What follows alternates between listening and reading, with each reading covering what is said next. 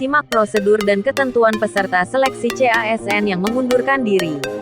Badan Kepegawaian Negara (BKN) telah mengatur ketentuan teknis bagi peserta seleksi calon ASN yang terbagi atas calon pegawai negeri sipil (CPNS) dan pegawai pemerintah dengan perjanjian kerja P3K yang mengundurkan diri. Untuk ketentuan peserta seleksi CPNS yang lulus dan mengundurkan diri atau dianggap mengundurkan diri atau meninggal dunia telah diterbitkan melalui Peraturan BKN Nomor 14 Tahun 2018 tentang petunjuk teknis pengadaan PNS. Peraturan BKN ini merupakan pelaksanaan ketentuan Pasal 45 Peraturan Pemerintah Nomor 11 Tahun 2017 tentang manajemen PNS.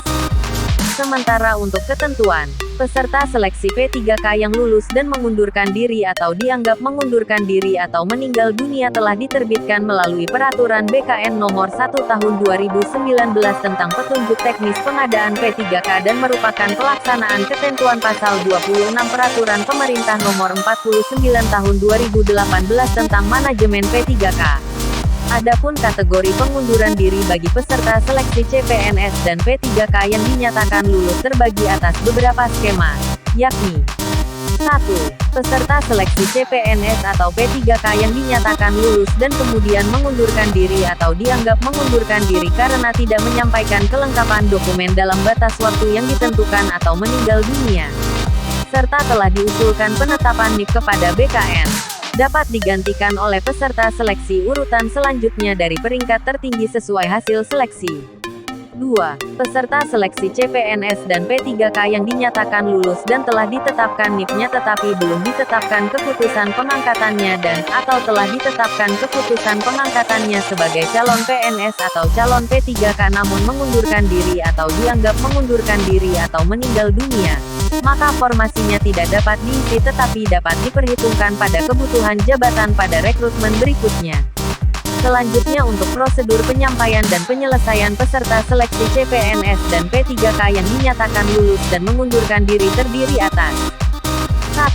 Pejabat, pembina kepegawaian PPK instansi melaporkan kepada BKN apabila terdapat peserta seleksi CPNS dan P3K yang dinyatakan lulus dan diterima kemudian mengundurkan diri karena tidak menyampaikan kelengkapan dokumen dalam batas waktu yang ditentukan atau karena meninggal dunia dan telah menyampaikan usul NIP kepada BKN. Dengan melampirkan surat pengunduran diri atau surat keterangan meninggal dunia atau surat keterangan dianggap mengundurkan diri dari P3K instansi.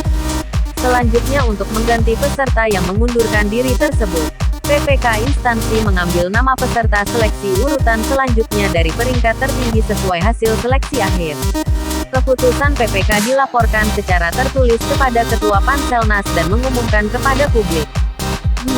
PPK instansi melaporkan kepada BKN apabila terdapat peserta seleksi CPNS dan P3K yang dinyatakan lulus dan telah ditetapkan NIP-nya, serta belum ditetapkan keputusan pengangkatannya agar dilakukan pembatalan NIP oleh BKN, dengan melampirkan surat pengunduran diri atau surat keterangan meninggal dunia atau surat keterangan dianggap mengundurkan diri dari PPK. 3. PPK instansi menetapkan keputusan pemberhentian dan disampaikan kepada BKN apabila terdapat peserta seleksi CPNS dan P3K yang lulus dan telah ditetapkannya NIP-nya namun mengundurkan diri atau dianggap mengundurkan diri atau meninggal dunia setelah ditetapkan keputusan pengangkatan calon PNS atau calon P3K. Untuk jumlah peserta seleksi CASN formasi tahun 2021 yang mengundurkan diri, Panselnas melalui BKN mencatat persentase peserta seleksi yang mengundurkan diri sebesar 0,89% atau 100 orang dari 112.514 total peserta yang lulus data BKN per Jumat, tanggal 27 Mei tahun 2022. Adapun untuk sanksi pengunduran diri dimuat pada Pasal 54 Peraturan Kementerian Pan-RB Nomor 27 Tahun 2021 tentang pengadaan PNS. Namun untuk sanksi tambahan dapat ditetapkan oleh PPK instansi dengan menyesuaikan pada ketentuan masing-masing instansi.